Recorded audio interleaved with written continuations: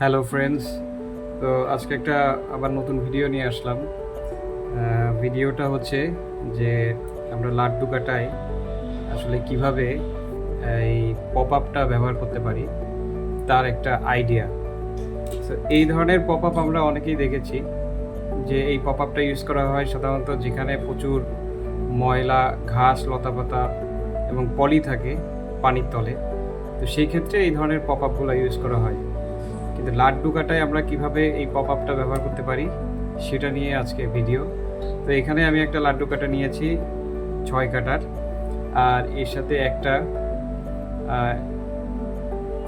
একটা ফর্ম নিয়েছি যেটা হচ্ছে পপ আপের কাজ করবে।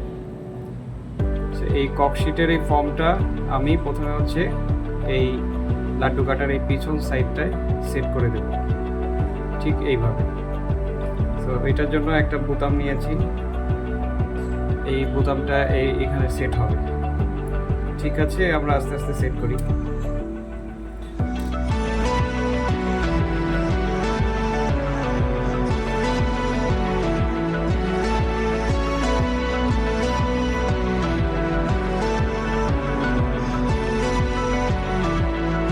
তো বন্ধুরা, এই যে আমরা এটা আসলে সেট করে ফেললাম।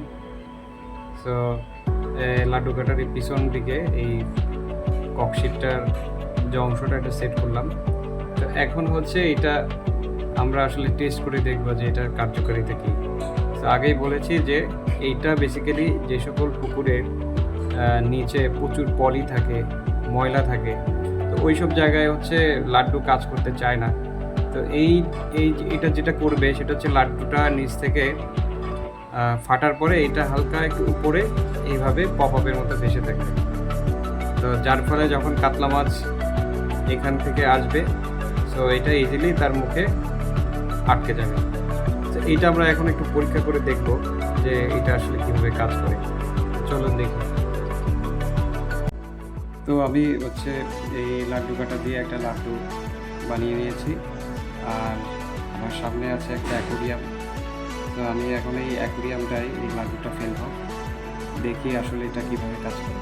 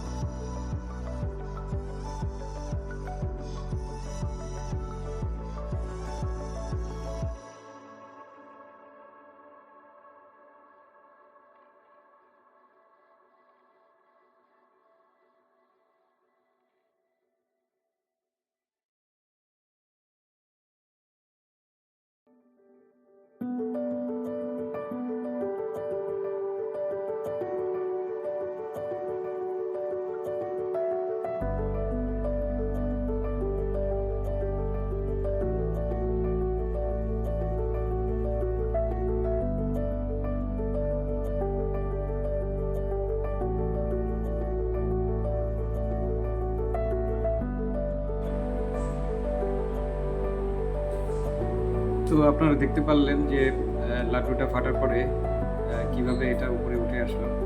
তো এই পজিশনে যখন থাকবে তখন কাতলা মাছ যখন ছাতুটা খাবে, তো শিওর তার মুখের ভিতরে আটকাবে এবং এটা মাটির থেকে বেশ উপরে থাকবে।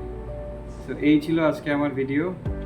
সবাইকে অনেক ধন্যবাদ, এবং ভিডিওটি যদি পছন্দ হয়ে থাকে তাহলে অবশ্যই লাইক, শেয়ার, সাবস্ক্রাইব করবেন। Thank you.